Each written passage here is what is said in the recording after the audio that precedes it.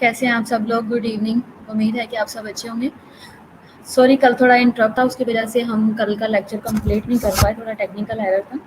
आज का हमारा टॉपिक है, उसी को हम स्टार्ट लेंगे दोबारा से। Glasgow coma scale. Glasgow coma scale क्या है आप देख सकते हो। जीसीएस के बारे में आप लोगों ने पढ़ा होगा और सुना होगा कि जीसीएस क्या होता है। ठीक है,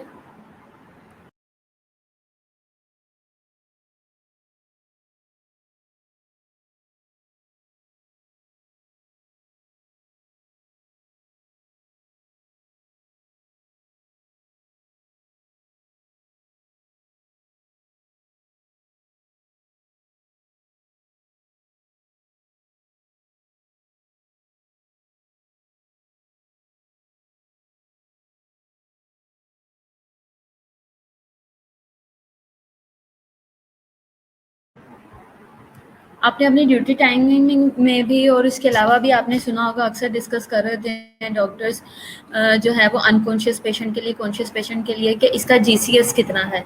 हम जीसीएस से अंदाज़ा लगाएंगे कि पेशेंट जो है वो अभी किस कंडीशन में है। तो जीसीएस बेसिकली हम देखते कैसे हैं, ये होता क्या है, ये मैं आपको भी बताऊंगी।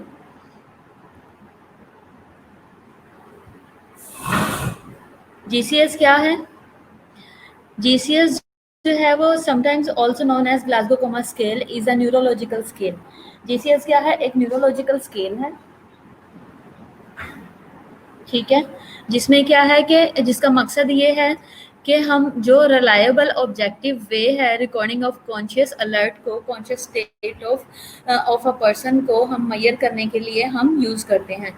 स्केल जब पब्लिश हुआ था 1974 में बाय ग्राहम टीजडेल के थ्रू हुआ गया था। और इसके अलावा इसमें जो है वो ब्रायन जेनेट जो है वो प्रोफेसर है न्यूरो सर्जरी के, उन्होंने इसको पब्लिश किया था और ये यूनिवर्सिटी ऑफ ग्लासगो में हुआ था। कंपोनेंट्स क्या हैं जीसीएस के? कंपोनेंट्स हैं, there are 3 components of GCS. Best eye opening, ठीक है, best motor response, best verbal response. Each is evaluated independently of the other 2 components, ठीक है। Always score the best response for the patient. The three values separately as well as their sum are considered। अलग अलग एक एक value, यानी कि best verbal, best जो है best verbal response, best motor response और बेस्ट आई रिस्पॉन्स, ये तीनों अलग अलग भी, ये जैसे मैंने आपको पहले बताया है 3 कंपोनेंट्स हैं, इन तीनों की अलग अलग भी वैल्यू है सेपरेटली, और बाद में इनको सम करके प्लस करके भी एक वैल्यू निकाली जाती है और वो बहुत मैटर करती है, वही टोटल स्कोर होता है। जीसीएस इज 3 डीप कोमा अच्छा, द लोएस्ट पॉसिबल जीसीएस जो है वो 3 है, डीप कोमा और डेथ में होता है।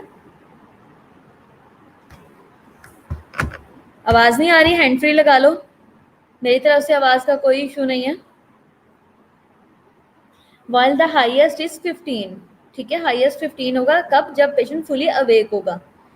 स्कोरिंग कैसी है? आई ओपनिंग है। आई ओपनिंग की स्कोरिंग कैसे होगी? स्पॉन्टेनियसली होगी, अगर पेशेंट स्पॉन्टेनियस आपको खुद से जवाब देता है।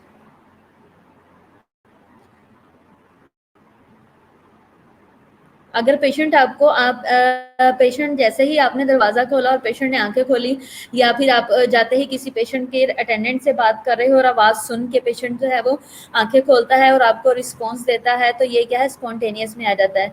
टू पेन, जब आप पेशेंट को आई ओपनिंग के लिए, जब यहाँ पे डॉक्टर, आपने अक्सर देखा होगा जब सुबह को राउंड होता है तो वो आई के ऊपर इस तरह से आईलिड के उधर फोरहेड के ऊपर इस तरीके से प्रेस करते हैं, तो पेशेंट जो है वो आंख खोलता है या अपना हाथ हिलाने की कोशिश करता है, तो ये क्या है? ये पेन को रिस्पॉन्ड कर रहा है। टू स्पीच पे 3 मार्क्स हैं। टू स्पीच पे कैसे होगा? जब पेशेंट को आप कहते हो आंखें खोलें, मेरी तरफ देखें, अगर पेशेंट उस पर रिस्पॉन्ड करेगा तो आपका आई ओपनिंग रिस्पॉन्स में आप 3 नंबर दे दोगे। अगर रिस्पॉन्ड नहीं करेगा तो आपने उसके अकॉर्डिंग नंबर डालने हैं। टू पेन पे पेनफुल स्टिमुलस दिया और पेशेंट ने रिस्पॉन्ड किया तो उस पर 2 है, अगर कोई रिस्पॉन्स नहीं दिया तो 1 है। बेस्ट वर्बल रिस्पॉन्स क्या है? ओरिएंटेड है पेशेंट, पेशेंट को पता है मैं इस वक्त कहाँ पे हूँ, ये क्या टाइम है, ये कौन सा हॉस्पिटल है, तो ऑब्वियस बात है 5 है। कंफ्यूज है अगर तो 4 है। इनअप्रोप्रिएट वर्ड्स यूज़ कर रहा है, जैसे कि आप पूछते हो कि आप कहाँ पे हो, मैं यहाँ हॉस्पिटल, खाना खाना था, मैं पता नहीं किधर हूँ। डिसओरिएंटेड भी है और इन अप्रोप्रिएट वर्ड्स का यूज़ कर रहा है। इसके अलावा इनकम्प्रीहेंसिबल साउंड्स में क्या है, जैसे कि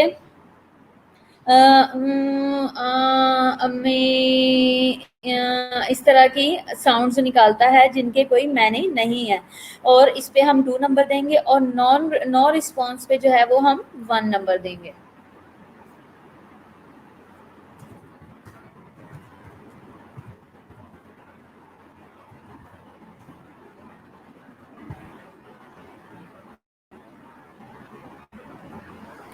अच्छा, फिर इसके बाद है बेस्ट वर्बल का हो गया है। इसके बाद नेक्स्ट हम थर्ड कंपोनेंट देखेंगे, वो है बेस्ट मोटर रिस्पॉन्स। मोटर जो है वो मूवमेंट से निकला हुआ है, ओबेज, पेशेंट जो है वो आपकी कमांड को ओबे करता है या नहीं। जैसे आप कहते हैं कि हाथ ऊपर करें और पेशेंट आहिस्ता आहिस्ता ऐसे हाथ ऊपर ले जाता है, तो ये क्या है, बेस्ट मोटर रिस्पॉन्स है। अगर पेशेंट जो है वो, अगर आप कहते हैं कि टांग हिलाएं, पाँव हिलाएं, और पेशेंट आपके कहने पे हिलाता है, तो इट्स मीन कि वो कमांड को ओबे कर रहा है। अगर नहीं कर रहा, आप जो मर्जी कहते जा रहे हैं, नहीं रिस्पॉन्ड कर रहा, तो इट्स मीन के पेशेंट जो है वो कंडीशन उसका जीसीएस पुअर है। लोकलाइज जो है वो इन्फेंट विदड्रॉ द टच, ठीक है, विदड्रॉ टू पेन। अगर आपने हाथ लगाया, अच्छा रोनाल्ड, आपको क्यों नहीं आवाज आ रही? अच्छा, इसके अलावा क्या है, अगर पेशेंट विदड्रॉ करता है टू पेन, अगर आपने देखा होगा कि पेशेंट के जो है वो उस पे स्टिमुलस देते हैं, पेशेंट के पाँव के ऊपर इस तरीके से पेन फेरते हैं या हाथ के ऊपर करने की कोशिश करते हैं, तो पेशेंट हाथ अपना खींचता है या पाँव खींचता है, किस तरफ मूव करता है, तो ये क्या है, ये विदड्रॉ टू पेन है, और इसकी नंबरिंग जो है वो 4 है। एबनॉर्मल फ्लेक्शन टू पेन है, ठीक है, वो उसके 3 हैं, और एक्सटेंसर जो है उसके 2 हैं, और नो रिस्पॉन्स जो है वो उसका पॉइंट 1 है। तो ये जितने भी पॉइंट्स आएंगे, जैसे कि सपोज हमने अभी ये 2 पॉइंट्स पहले देखे थे, जैसे आई ओपनिंग है, आई ओपनिंग में सपोज पेशेंट को जब आपने कहा आंखें खोलें, तो उसने आंख खोल ली। जब आपने पेशेंट से बात की, तो उसने जो इनअप्रोप्रिएट वर्ड्स का यूज किया, तो ये 3 नंबर इसके हो गए। टू स्पीच पे उसके 3 हो गए।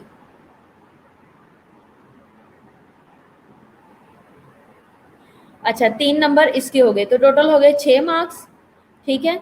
और इसी तरह मोटर रिस्पॉन्स पे पेशेंट रिस्पॉन्ड नहीं करता, एक्सटेंसर रिस्पॉन्स टू पेन उसका पुअर है, तो उसके आप दे देते हो सपोज 2, या बिल्कुल भी रिस्पॉन्स नहीं करा, नो रिस्पॉन्स पे आप दे देते हो 1।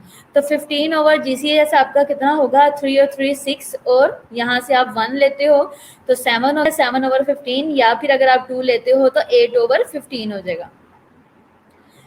बेस्ट आई रिस्पॉन्स क्या है, if there is damage to the oculomotor nerve को हो जाए from the trauma, the patient may not be able to open his और हर आईज, ठीक है। फिर उसके बाद है no eye opening, number 1, no eye opening पे हम 1 नंबर देंगे, रिगार्डलेस ऑफ एनी स्टिमुलाई, आपने कोई स्टिमुलाई नहीं दिया और पेशेंट ने रिस्पॉन्ड नहीं किया। Eye opening is in response to pain, patient respond to pressure on the patients finger nail bed, अगर हम नेल बेड को इस तरीके से दबाते हैं और पेशेंट रिस्पॉन्ड करता है, या सुप्रा ऑर्बिटल, या आपने देखा होगा कि इस तरीके से ये वाली बोन्स को जो है वो स्टर्नम के ऊपर डॉक्टर इस तरीके से मूव करते हैं, तो ये क्या है, ये है स्टर्नल प्रेशर। तो जब थोड़ा सा प्रेशर दे के इस तरीके से हमारे फिंगर पैड को जब मूव करते हैं, तो ये क्या है, ये रिस्पॉन्स है पेन का, पेशेंट जो है रिस्पॉन्ड क्या करता है पेन की तरफ। आई ओपनिंग टू स्पीच, बोलने पे जो करेगा, ये कैसे होता है, आइदर स्पोकन और शाउटेड वर्बल रिस्पॉन्स, ठीक है, बोल के भी दे सकता है आंखें खोल के, या शाउट करने पे भी आपको रिस्पॉन्स देगा। आई ओपनिंग स्पॉन्टेनियस जो होगी when a person approaches bed side, जब कोई पर्सन बेड साइड पे आ जाता है और थोड़ा सा बोलने पे वो रिस्पॉन्ड करता है, तो ये तब काउंट होगा, और इस पे 4 मार्क्स दिए जाएंगे। बेस्ट वर्बल जो है वो 5 to 1 है। अब आपने ये इस चीज़ का ख्याल रखना है कि जो आई ओपनिंग है उसके 4 हैं, ठीक है, और जो वर्बल है उसके 5 to 1 है। अच्छा, वर्बल जो है वर्बल रिस्पॉन्स असेस करते हैं हम conscious, assess consciousness by determining whether person is aware of him और her self and the environment. हम ये देखते हैं कि पेशेंट अपने आप से भी वाकिफ है या नहीं, अपना नाम और अपनी जगह, अपना पता तो नहीं भूल गया, हम ये चीज़ असेस करने की कोशिश करते हैं। और वर्बल जो रिस्पॉन्स होता है उसकी असेसमेंट में हम पेशेंट का कॉन्शियस लेवल जो है वो फुली असेस करते हैं। ठीक हो गया। अब बेस्ट वर्बल रिस्पॉन्स में क्या क्या क्या है, सबसे नंबर 1 पे है नो वर्बल रिस्पॉन्स, उसका 1 नंबर है। इनकम्प्रीहेंसिबल में साउंड्स में 2 नंबर है, इनएप्रोप्रिएट वर्ड्स में 3 है, कंफ्यूज्ड में 4 है, ओरिएंटेड में 5 है। ओरिएंटेशन में क्या होगा, there are 6 specific questions in the original GCS. जब मैं आपसे बात कर रही हूँ कि पेशेंट ओरिएंटेड है, पेशेंट अपने आप को जानता है, अपनी सराउंडिंग्स को जानता है, अपने बारे में पता है, डॉक्टर कौन सा देखने आया है इस बारे में पता है, तो इसके लिए स्पेसिफिक क्वेश्चंस हैं वो हमने पूछने हैं। तो उससे हमें पता लगेगा कि हमने इसको 5 मार्क्स देने हैं, 3 देने हैं या 2 देने हैं। व्हाट इज योर नेम, हम पूछते हैं आपका नाम क्या है। वेयर आर यू, आप कहाँ पे हो। वाई आर यू हेयर, आप यहाँ पे क्यों आए हैं। ठीक है। What month are we in, what month are we in, हम किस महीने में हैं, ये कौन सा महीना चल रहा है। व्हाट ईयर आर वी इन, ये कौन सा साल चल रहा है। व्हाट सीजन आर वी इन, इस वक्त को हम कौन सा सीजन देख रहे हैं, सर्दी है, गर्मी है, या बहार है, या बरसात है, कौन सा मौसम चल रहा है। तो अगर पेशेंट ओरिएंटेड होगा तो उसको ये पता होगा। कंफ्यूजन में हम क्या देते हैं, पेशेंट कंफ्यूज है। A patient may be able to hold a conversation, ठीक है, with the observer, but responses are inappropriate or disoriented। ठीक हो गया। पेशेंट जो है वो कन्वर्सेशन तो कर रहा है ऑब्जर्वर के साथ, उससे बात तो कर रहा है, लेकिन रिस्पॉन्स जो दे रहा है वो इनअप्रोप्रिएट है या डिसओरिएंटेड है। वो बात तो कर रहा है, आप सवाल पूछती हो, आपने खाना खाया, हाँ अम्मी आई थी, नहीं अम्मी नहीं आई थी, पता नहीं क्या है, पता नहीं मैंने खाना खाया या नहीं खाया, पता नहीं मुझे खिला तो रहे थे, पता नहीं वो सुबह थी या शाम थी। डिसओरिएंटेड भी है और साथ में इनअप्रोप्रिएट वर्ड्स का भी यूज करा है, उसे प्रॉपर ओरिएंटेशन नहीं है। इनअप्रोप्रिएट स्पीच है, does not carry on conversation, जो कन्वर्सेशन चल रही है उसको वो कैरी नहीं कर सकता। पुअर अटेंशन होगी उसकी, यूज इनअप्रोप्रिएट वर्ड्स करेगा और फ्रेजेस करेगा, गलत लफ्जों का इस्तेमाल करेगा, गलत जवाब देगा, रैंडम कंफ्यूज्ड रेपिटेटिव होगा, बातों को दोहराए, हाँ हाँ डॉक्टर आया था, डॉक्टर आया था, डॉक्टर ने ऐसे किया था, हाँ दवाई दी थी, हाँ दवाई दी थी, इस तरह की रेपिटेशन होगी। Incomprehensible speech में क्या होगा, the patient are less aware of their environment and their verbal responses is in the form of the incomprehensible sound, जैसे कि मौन और cry, या रोते रहना या हंसते रहना या फिर मुंह में बुड़बुड़ाते रहना। ठीक है। The observer may now have to use both a painful and verbal stimulus to get a response। Doctor जो है, जो ऑब्जर्वर है, डॉक्टर है या नर्स है, एचओ है या एमओ है या स्टूडेंट है, जो भी है वो अपना रिस्पॉन्स पाने के लिए पेनफुल स्टिमुलस देगा या वर्बल स्टिमुलस देगा ताकि वो रिस्पॉन्ड करे मुझे। ठीक है। बेस्ट मोटर रिस्पॉन्स है, ये 6 to 1 होगा, सबसे पहला 4 था, इस नेक्स्ट 5 हुआ और अब 6 to 1 है। ओबे कमांड, आपकी बात को मानता है, कमांड को ओबे करता है। लोकलाइज टू पेन है, लोकलाइजेज टू पेन, पेन को रिस्पॉन्स करता है। विदड्रॉ फ्रॉम पेन, पेन से जान छुड़वाता है, अपने आप को खींचता है हाथ को। एबनॉर्मल फ्लेक्शन होती है, ठीक है, और एक्सटेंशन है, और नो रिस्पॉन्स है। ओबे कमांड क्या है, patients are aware of their environment, have understood the observers instruction and are carry them out. ठीक है। आवाज आ रही है सबको, कोई प्रॉब्लम तो नहीं है।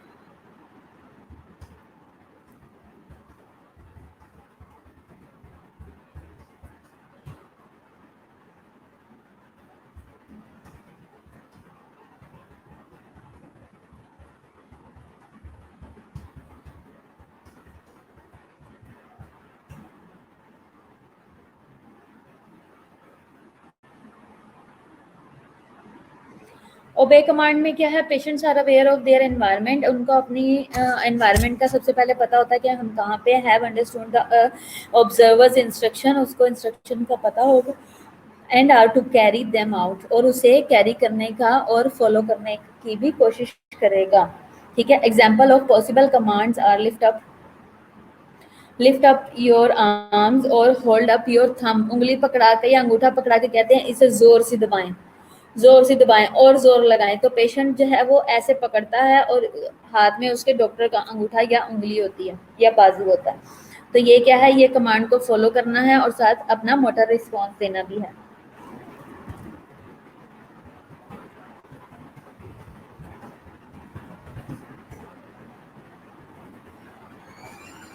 इसके अलावा क्या है, if patients are asked to squeeze my hand, अगर उसे कहे कि मेरे हाथ को दबाओ, they must also be asked to release their grip, उसे कहेंगे दबाओ, जोर से पकड़ो, फिर रिलीज भी करो। ठीक है, तो वो दोनों कमांड को फॉलो करते हैं। लोकलाइजेस टू पेन है, this is a response to centralise painful stimulus है। It involves the higher centres of the brain को इन्वॉल्व करते हैं। द सेरिब्रल हेमिस्फीयर और सेरिब्रम इसके अंदर इन्वॉल्व होते हैं। Usually a motor response such as moving a arm towards the source of the pain in order to remove it and stop the pain from continuing pain stimulus। ठीक है, usually motor response जो है जैसे कि moving an arm towards the source of the pain in order to remove it.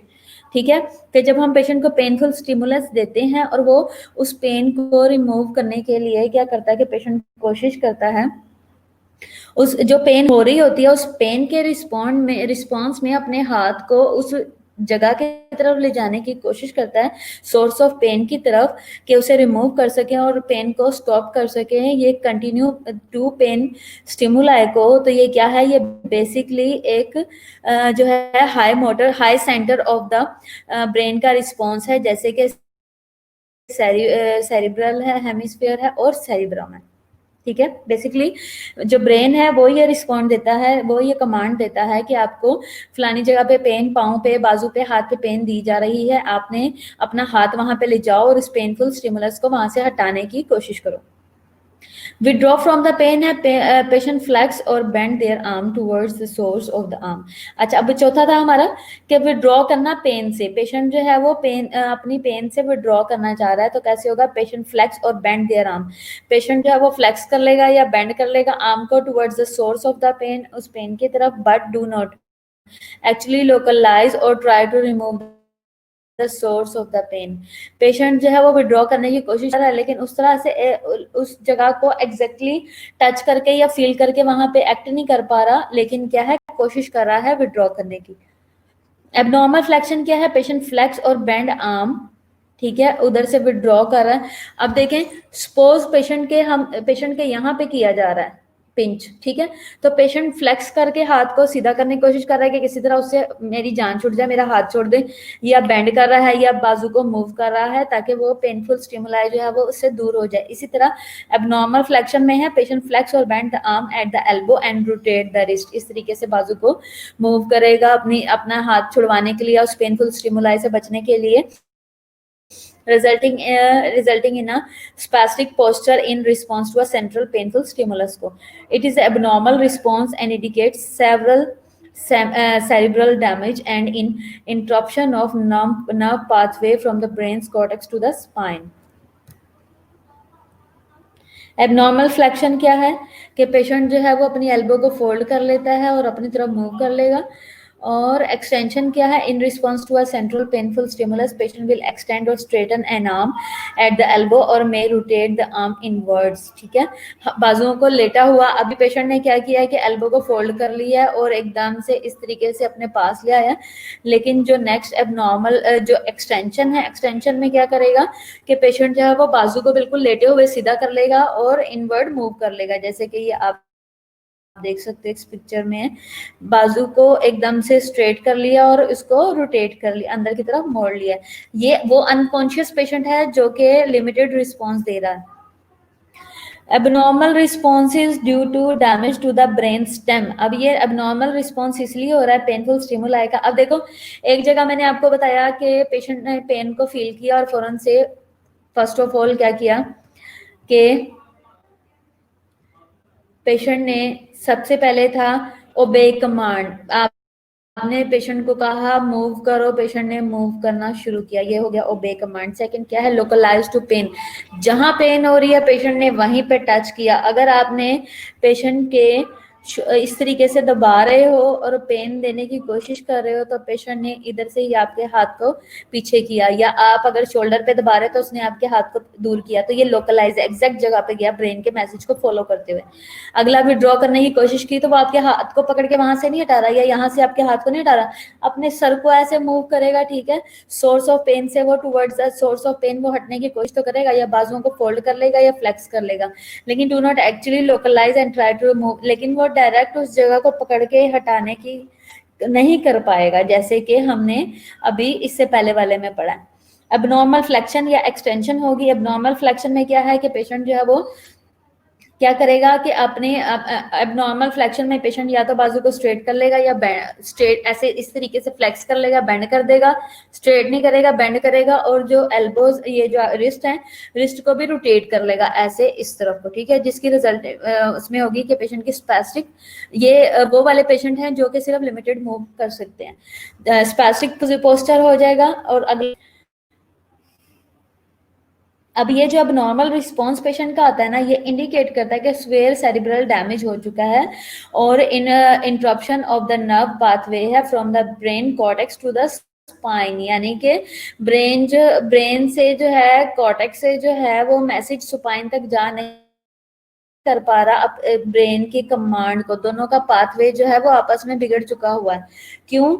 वो हमें कैसे पता लगा कि जैसे हमने पेशेंट को पेनफुल स्टिमुलस दिया तो पेशेंट ने अपने हाथ मूव मोड़ लिया और इस तरीके से कर लिया और अपने आप को उस पेन से निकालने की कोशिश नहीं कर पाया, तो इसने ये जाहिर किया कि पेशेंट को स्वेयर सेरिब्रल डैमेज है।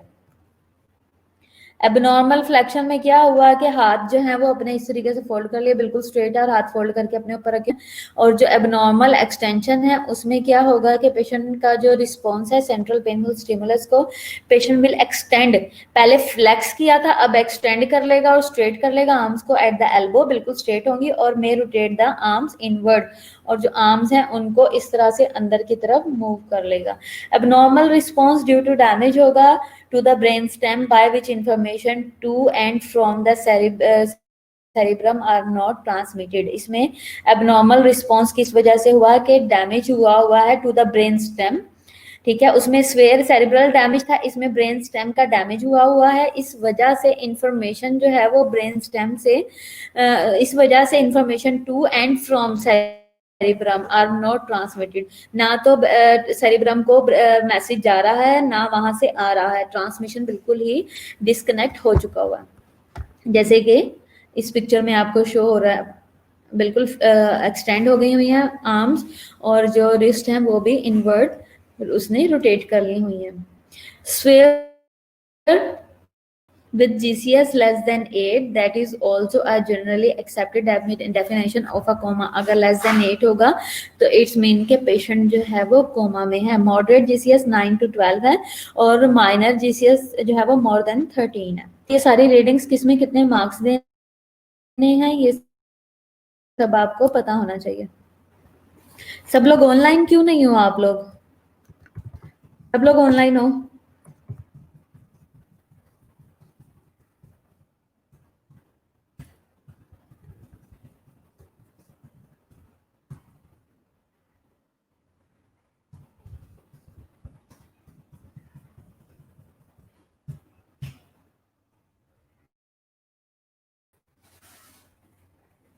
सहर, रोनाल्ड, इफ्रा, बस इतने लोग ही हैं, 3 ही हैं, चौथा कौन आया?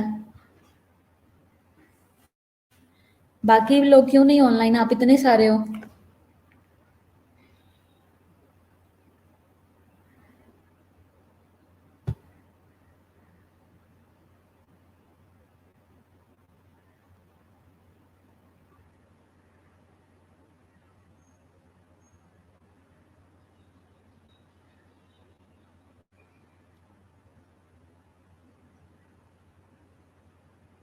अच्छा, इसके बाद है the motor components of the GCS score is a powerful predictor of the outcome and contains most of the predictive power of the scores. ठीक है, there are 2 circumstances in which the motor only model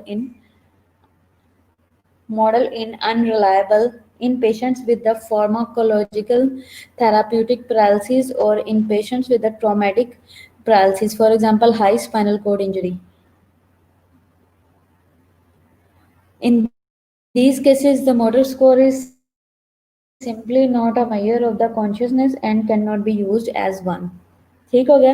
तो क्या उन्होंने बताया कि motor component जो GCS score है is a powerful predictor है of outcome and contains most of the predictive power of the score. मतलब अगर आप पेशेंट का जीसीएस सेट करते हो या जीसीएस बताते हो, जो आप सेट करते हो, तो उससे क्या होता है, हबीबा और सिर्फ सादिया, बाकी सब लोग कहाँ पे हो? आप लोग ऑनलाइन क्यों नहीं हो अभी तक क्लास में? नीलम नहीं है, लुबाना नहीं है, जूलियस नहीं है, आप कहाँ हो? कांटेक्ट करो एक दूसरे से, सादिया और हबीबा क्लास में एक कांटेक्ट करो, ग्रुप में मैंने भी मैसेज किया है, तो सबको कहो कि ऑनलाइन हो, बहुत इंपॉर्टेंट लेक्चर है आज का।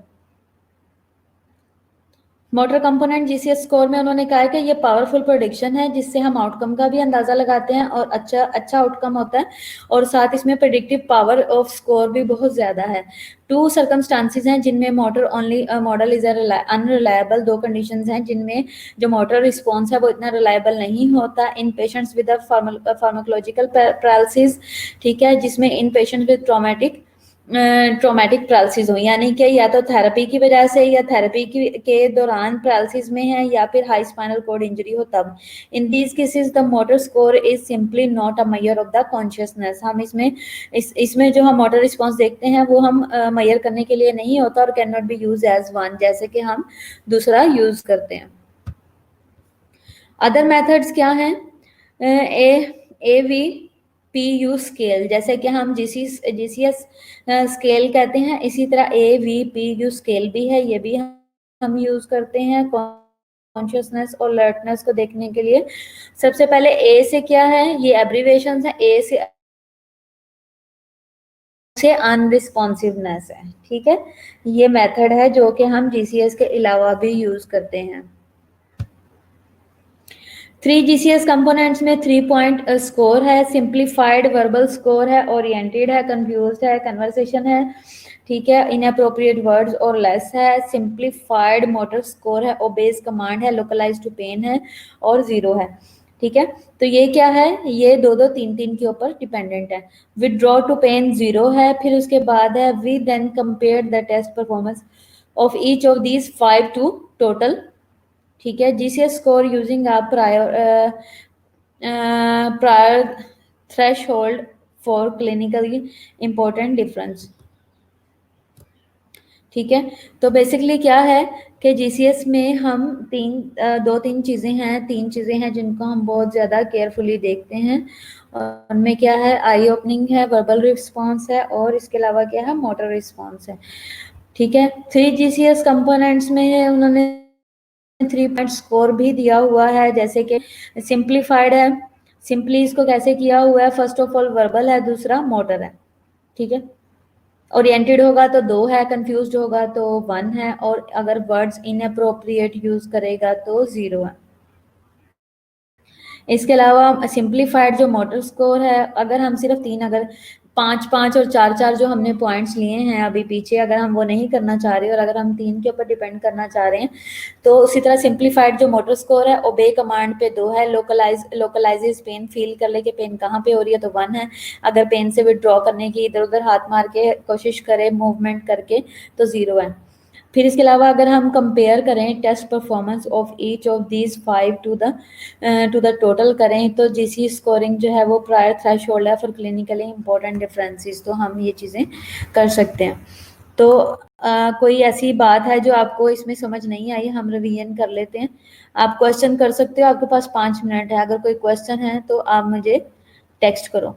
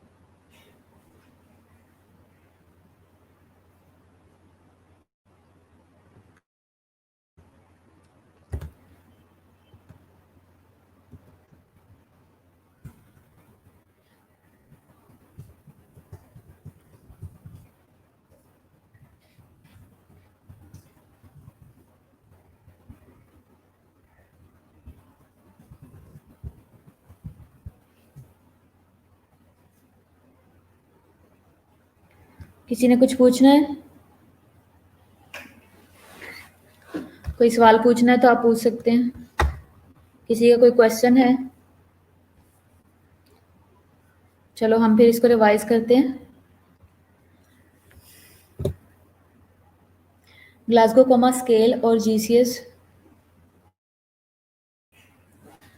ग्लासगो कोमा स्केल और जीसीएस जो है वो also known as the Glasgow coma score भी इसको बोला जाता है। ठीक है, फिर इसके अलावा क्या है, ये न्यूरोलॉजिकल स्केल है which aims to give a reliable objective way. क्या करता है ये, हमारा इसका ये बनाने का मकसद ये है कि ये हमें क्या करता है, रिलायबल ऑब्जेक्टिव वे देता है कि हम रिकॉर्ड कर सके कॉन्शियस स्टेट लेवल कैसा है, as well as continue assessment. हमें ये कंटिन्यू असेसमेंट में भी हेल्प करता है। जैसे कि हम देखते हैं कि अक्सर आपने देखा है कि जब मॉर्निंग में राउंड होता है तो जो एमओज एचओज होते हैं या डॉक्टर होते हैं या फिर एज अ नर्सिस जो हैं वो नाइट वाली नर्स जो है वो मॉर्निंग में ओवर में बता के जाती है कि पेशेंट का जीसीएस जो है वो इम्प्रूव हो चुका है, पेशेंट इम्प्रूविंग कंडीशन में है, और इस तरह का हम ओवर में चीज़ें बताते हैं। तो ये क्या है, ये कंटिन्यू असेसमेंट है थ्रू जीसीएस। जैसे कि हम नोट करते हैं, डॉक्टर हर रोज आके पूछता है आंखें खोलें आंखें खोलें, ठीक है, तो उससे हमें कैसे पता लगता है कि पेशेंट का रिस्पॉन्स है या नहीं। जिस दिन पेशेंट जो है वो डॉक्टर के कहने पे आंख खोल लेता है तो इट्स मीन कि उसने मूव करना शुरू कर दिया। पेनफुल स्टिमुलस देते हैं, हर दफा देने पे रिस्पॉन्स नहीं करता, एक दिन आता है वो उस पेन को फील करता है, ठीक है, तो ये क्या है, ये रिस्पॉन्ड है। तो इस तरीके से हम जीसीएस की इम्प्रूवमेंट को नोट करते हैं और शो करते हैं। The scale was publish in 1974, Graham Teasdale ने और ब्रायन जेनेट ने किया था। इसके कंपोनेंट्स क्या हैं, 3 कंपोनेंट्स हैं। बेस्ट आई ओपनिंग है, बेस्ट मोटर रिस्पॉन्स है, बेस्ट वर्बल रिस्पॉन्स है, ठीक है। ये जो है इन तीनों को अलग अलग सेपरेटली तीनों को अलग अलग देखा जाता है, असेस किया जाता है। बाद में जो इनकी स्कोरिंग होती है उन सबको सम करके प्लस करके जो है वो एक स्कोर बनाया जाता है जिसे जीसीएस स्कोर कहते हैं, ठीक है। इसके अलावा 3 वैल्यूज, वही वाली बात है जो मैंने आपको पहले बताई कि 3 वैल्यूज सेपरेटली जो है एज वेल एज देयर सम उनको कंसीडर किया जाता है, ठीक है। और इसके अलावा क्या है, ये स्कोरिंग कैसे ही जाती है, first of all I opening है, बेस्ट वर्बल रिस्पॉन्स है और बेस्ट मोटर रिस्पॉन्स है। तो आई ओपनिंग में क्या है, स्पॉन्टेनियस होगी। सबसे पहले हम स्पॉन्टेनियस रिस्पॉन्स के 4 हैं, टू स्पीच के 3 हैं और पेन के 2 हैं, नो रिस्पॉन्स का 1 है। तो आपने एक बात माइंड में रखनी है बहुत ज़्यादा केयरफुली कि अगर किसी पेशेंट का जीसीएस पुअर है तो भी उसको 3 नंबर दिए जाते हैं, ठीक है। पुअर जीसीएस होगा तो भी उसके 3 नंबर होंगे और अगर अच्छा जीसीएस होगा तो उसके अकॉर्डिंग है। तो स्पॉन्टेनियस आई ओपनिंग में क्या है, स्पॉन्टेनियस है, टू स्पीच है, टू पेन है और नो रिस्पॉन्स है, तो 4 ये हो गए। अब बेस्ट वर्बल रिस्पॉन्स क्या है, पेशेंट ओरिएंटेड होगा, कंफ्यूज्ड होगा, इनअप्रोप्रिएट होगा। अब इसकी स्कोरिंग जब 5 है, ठीक है, आई ओपनिंग की 4 है, वर्बल की 5 है, मोटर की 6 है, ठीक है। तो ये कितने हो गए टोटल, 6 और 5 11 हो गए और 4 आई ओपनिंग के हो गए, तो टोटल 15 हो गया। तो आई बेस्ट वर्बल रिस्पॉन्स जो है इसमें क्या है, ओरिएंटेड है, कंफ्यूज्ड है, इनअप्रोप्रिएट वर्ड्स है, इनकम्प्रिहेंसिबल साउंड्स हैं और नो रिस्पॉन्स है, ठीक हो गया। बेस्ट मोटर में क्या है, ओबे कमांड आ गया। फर्स्ट ऑफ ऑल ओबे कमांड है, फिर लोकलाइजेज है, पेन को फील कर रहा है यानी, विदड्रॉ टू पेन है, 3 नंबर पे ये है, चौथे पे abnormal extension to flexion to pain है, फिर एक्सटेंशन टू पेन है और फिर नो रिस्पॉन्स है, 6 ये हो गए। अब क्या है बेस्ट आई रिस्पॉन्स में, अब हम क्या करेंगे, हम इनको अलग अलग देखेंगे, ठीक है, कि किस तरीके से क्या चीज़ किस तरह से रिस्पॉन्ड करती है, तो उसमें ब्रेन का और हमारी बॉडी के पार्ट्स का क्या रोल है, हमारी स्पाइनल कॉर्ड का क्या रोल है। If there is damage to the oculomotor nerve from the trauma, अगर ट्रॉमा से नर्व और ऑक्यूलोमोटर अगर डैमेज हो गई होती है किसी ट्रॉमा की वजह से, the patient may not be able to open his और हर आईज, अपनी आंखें नहीं खोल पाएगा चाहे वो मेल हो या फीमेल हो। अब नंबर 1 पे हमने नो आई ओपनिंग रखा है, अगर नो रिस्पॉन्स हो तब भी उसकी स्कोरिंग जो है वो 1 होगी। होगी। तो नो आई ओपनिंग कैसे है, रिगार्डलेस ऑफ एनी स्टिमुलाई, कोई भी स्टिमुलाई देते रहो पेशेंट आई ओपनिंग करेगा ही नहीं। दूसरे पे eye opening in response to pain, pain को रिस्पॉन्स करने की वजह से जो आई ओपनिंग होती है, इसमें क्या है, patient respond to pressure on the patients finger nail bed पे, और पेशेंट जो है वो रिस्पॉन्ड करता है प्रेस करने से, उसके ऊपर प्रेशर डालने से पेशेंट रिस्पॉन्ड करता है, या फिर पेशेंट की सुप्रा ऑर्बिटल जो है वो है प्रेशर डालने से करता है, या स्टर्नम के ऊपर इस तरीके से पेनफुल स्टिमुलाई देने से, प्रेशर देने से करता है। तीसरे पे क्या था, आई ओपनिंग टू स्पीच है, बोला आइदर स्पोकन और शाउटेड वर्बल रिस्पॉन्स। आपने क्या किया, आपने जैसे ही बोले हो या शाउट किया, पेशेंट ने आंखें खोली हैं, तो ये आई ओपनिंग का। फिर इसके अलावा आई ओपनिंग स्पॉन्टेनियसली, पेशेंट खुद ब खुद से आंखें खोल लेता है when a person approaches bed side, जैसे ही कोई बेड साइड पे पहुंचता है, डॉक्टर पहुंचता है और पेशेंट आंखें खोल लेता है, तो ये क्या है, ये उसका स्पॉन्टेनियस रिस्पॉन्स है। बेस्ट वर्बल रिस्पॉन्स में क्या था, कॉन्शियस लेवल को असेस करने के लिए ये हमें डिटरमाइन कराता है whether the person is aware of him और her self and the environment, patient को अपने बारे में और एनवायरनमेंट के बारे में पता होता है, ये बेस्ट वर्बल रिस्पॉन्स है। इसमें फर्स्ट ऑफ ऑल है जिसको हमने नंबर 1 स्कोर दिया हुआ है, वो नो वर्बल रिस्पॉन्स है।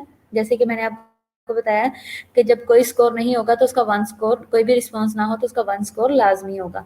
इनकम्प्रीहेंसिबल है, ठीक है, इसमें क्या है, साउंड जो है वो इनकम्प्रीहेंसिबल, इनअप्रोप्रिएट वर्ड्स का इस्तेमाल करेगा, कंफ्यूज होगा और ओरिएंटेड होगा, ठीक है। ओरिएंटेशन में क्या है, अब हम इनको अलग अलग इन पॉइंट्स को हम अलग अलग से देखेंगे। 5 पॉइंट्स को, 4 पॉइंट्स हमने पहले डिस्कस किए हैं, 5 अब ये हैं।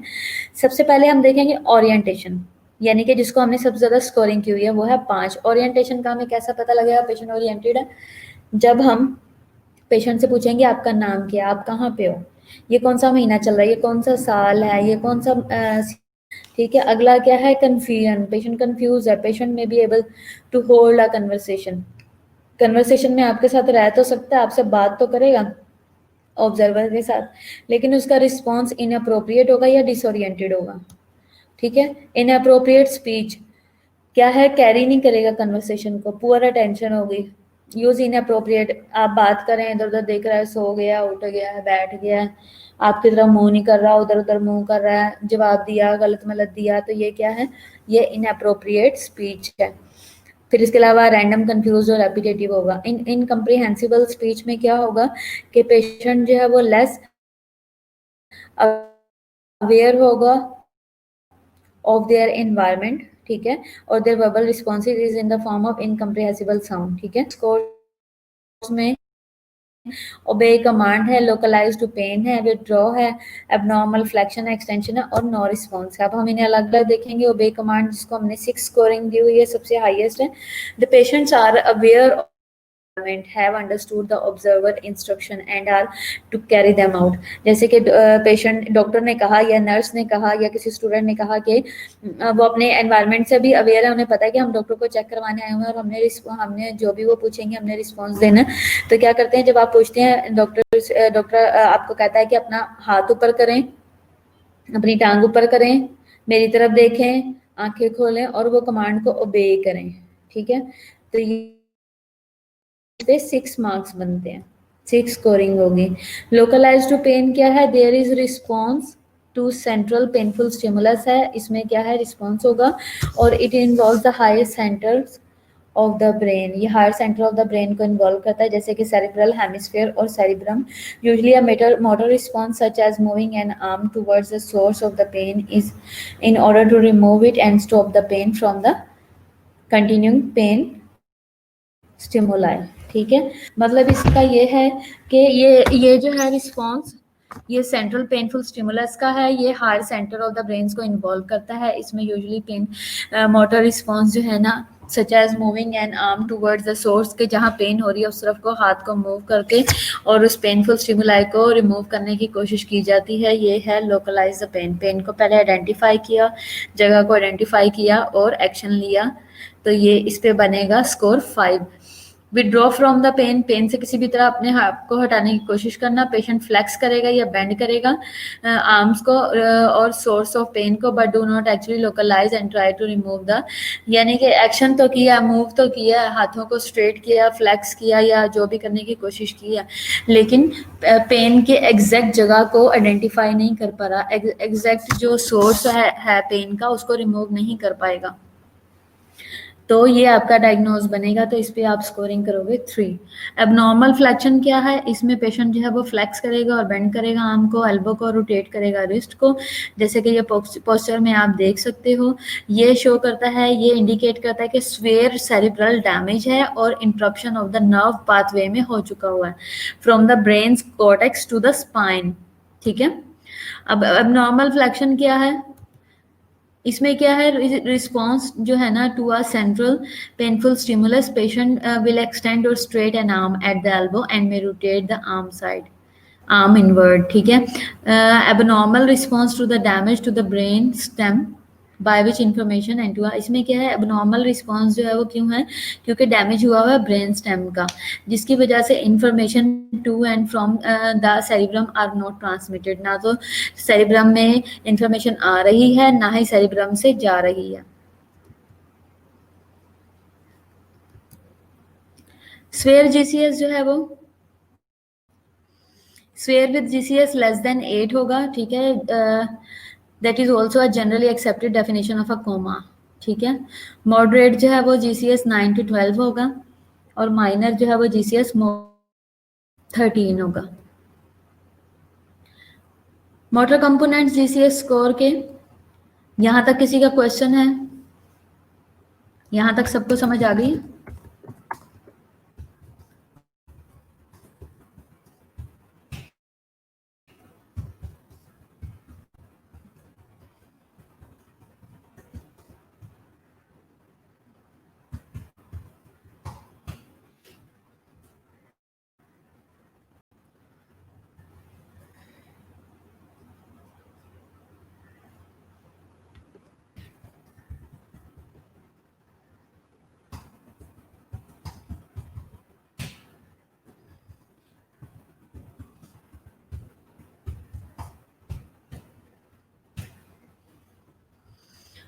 स्वेयर जीसीएस जो है वो लेस देन 8 होगा,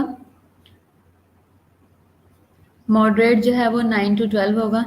हबीबा, सहर, आप लोगों का कोई क्वेश्चन है? बाकी सब लोग किधर हो? मैंने कहा था ग्रुप में मैसेज करो, सब लोग क्लास अटेंड करें, किसी ने भी नहीं ग्रुप में रिस्पॉन्ड किया।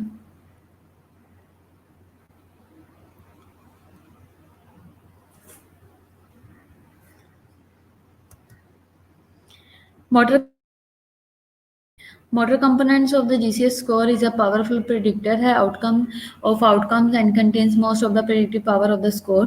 ठीक है, देयर आर टू सर्कमस्टांसिस हैं जिनके अंदर motor only model is unreliable, जो मोटर रिस्पॉन्स है उसको उसकी असेसमेंट जो है वो इतनी रिलायबल नहीं होती, जैसे कि पेशेंट को पैरालिसिस हुआ हुआ है और पेशेंट को दो टाइप का थेराप्यूटिक पैरालिसिस है, फार्माकोलॉजिकल हुआ है, या फिर पेशेंट को ट्रॉमा की वजह से पैरालिसिस है जिसमें हाई स्पाइनल कॉर्ड इंजरी हो गई है। इन केसेस में मोटर स्कोर जो है वो simply not measure of the consciousness and can not be used as one. ठीक है, इसके अलावा अदर मेथड्स में मैंने आपको AVPU स्केल भी बताया हुआ था, जैसे कि अलर्टनेस है, वर्बल रिस्पॉन्स है, और इसके अलावा क्या है, रिस्पॉन्स टू पेन है, और यू से अनरिस्पॉन्सिवनेस है। 3 GCS कंपोनेंट्स मैंने आपको बताए थे, 3 पॉइंट्स है जिन्हें सिंप्लीफाइड करके बताया हुआ है। सबसे पहले क्या है, ए है जिसमें सिंप्लीफाइड वर्बल स्कोर है, वो क्या है कि ओरिएंटेड हो तो 2, कंफ्यूज हो तो 1, कंफ्यूज कन्वर्सेशन हो तो इनअप्रोप्रिएट वर्ड्स हो या लेस हो तो 0। ठीक है, इसके अलावा सिंप्लीफाइड मोटर स्कोर में ओबे कमांड्स पे है 2, लोकलाइज पेन पे 1 है, विड्रॉ टू पेन और लेस हो तो 0 है। फिर इसके अलावा we then compare the test performance of each of these 5 to the total. ठीक है, GCS score using prior threshold for clinically important differences. कोई क्वेश्चन है आपका, पूछ सकते हो।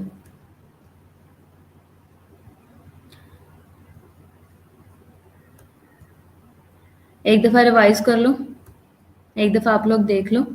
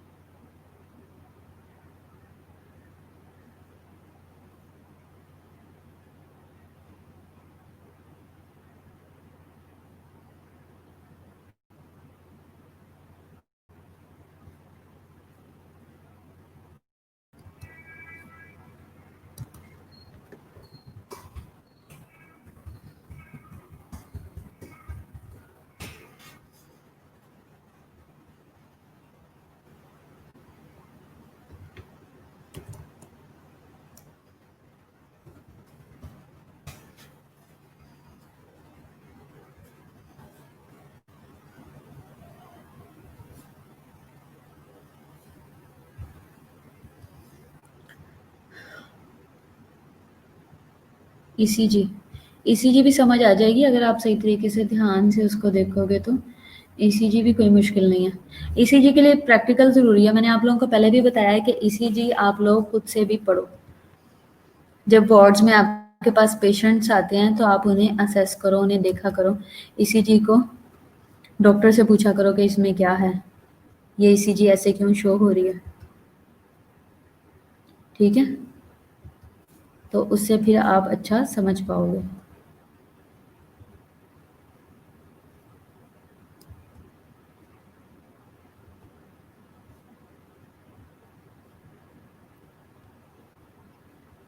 और किसको क्या नहीं समझ आती?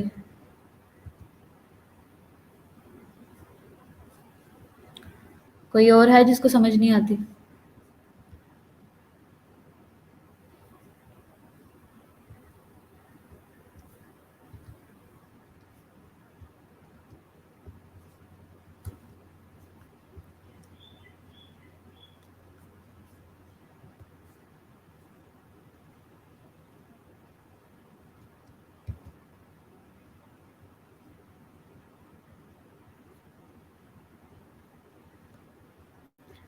उनसे तो पूछते हैं। एक बार रिपीट कर दीजिएगा। क्या चीज़ हबीबा? ईसीजी रिपीट करनी है? ईसीजी का लेक्चर मैं दोबारा से करवा दूंगी, वो कोई इशू नहीं है। लेकिन आप नेक्स्ट के लिए ये करो कि अपने साथ जो है वो पेंसिल पेन वगैरह रखो और साथ साथ नोट करते जाओ। और जैसे जैसे मैं बताती हूँ वैसे वैसे डायग्राम पे चीज़ों को नोट करो और जो है वो उसको साथ साथ लर्न करने की कोशिश करो। ईसीजी पढ़ने से नहीं आती, ईसीजी सिर्फ प्रैक्टिस से आती है। ईसीजी हमेशा प्रैक्टिस से आती है। जब तक आप उसकी प्रैक्टिस नहीं करोगे आप समझ नहीं पाओगे। उसके लिए प्रैक्टिस करना ज़रूरी है। प्रैक्टिस ऐसे कि जितने नए केसेस आते हैं आपके पास आप उन्हें डिस्कस करो, ठीक है? आप अपने साथ वाले डॉक्टर्स के साथ, अपने साथ जो नर्सेज हैं आप उनके साथ डिस्कस करो। उन्हें बताओ कि ये ईसीजी है, इसको क्या चल रहा है, नॉर्मल ईसीजी क्या है और अब नॉर्मल क्या है, चेंजेस क्या होंगी। बेसिक्स आपको सबसे पहले पता हो, जैसे कि फर्स्ट ऑफ ऑल ईसीजी क्या है, सारी आपको ए टू जी पता हो। कौन सी कंट्रैक्शन किस साइड की कंट्रैक्शन है, डिपोलराइजेशन क्या है, रीपोलराइजेशन क्या है, ये सब चीज़ें हमने पहले डिस्कस की हुई हैं। तो कैसे कॉम्प्लेक्सेस बन रहे हैं, पी किस तरह बना, क्यू आर एस कैसे बना, फिर एस टी कैसे बना, क्यू वेव्स क्या हैं, यू वेव्स क्या हैं, ये सारी चीज़ों का आपको पता होना चाहिए। फिर उसके बाद क्या है कि नॉर्मल ईसीजी कैसे बन रही है, नॉर्मल का के लिए वोल्टेज हम क्या रखते हैं, मिली सेकेंड्स क्या चल रहे हैं, इन सब चीज़ों का आपको पता हो। फिर उसके बाद जब आप नॉर्मल अच्छे तरीके से समझ जाओगे तो आपको अब नॉर्मल की समझ आएगी कि फिर कौन सी साइड हार्ट की कौन सी साइड क्या रिदम देती है। अब मैंने आपको पढ़ाया हुआ है, आपको याद होगा एट्रियाज के रिदम कैसे होते हैं और वेंट्रिकल्स के रिदम कैसे होते हैं? कॉम्प्लेक्सिस कैसे होते हैं? कॉम्प्लेक्सिस मैं पूछना चाह रही हूँ, एट्रियाज के कॉम्प्लेक्सिस कैसे होते हैं और वेंट्रिकल्स के कैसे होते हैं?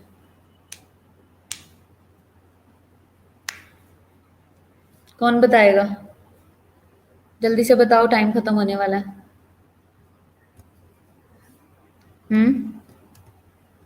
कौन बताएगा?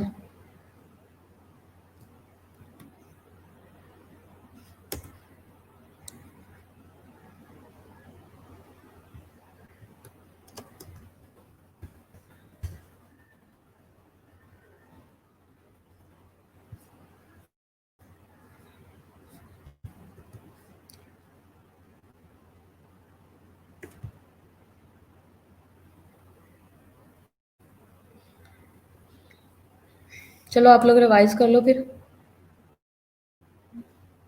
नेक्स्ट के लिए। फिर मैं नए लेक्चर के साथ आऊंगी। अपना ख्याल रखो, लेकिन ज़्यादा से ज़्यादा लोग ऑनलाइन हुआ करो, ठीक है? ये जो आज की है सिर्फ 4 लोग हो, तो इस पे आप लोगों की कोई माफ़ी नहीं है। नेक्स्ट टाइम ये काम नहीं होना चाहिए। चलो ओके, खुदा हाफिज़।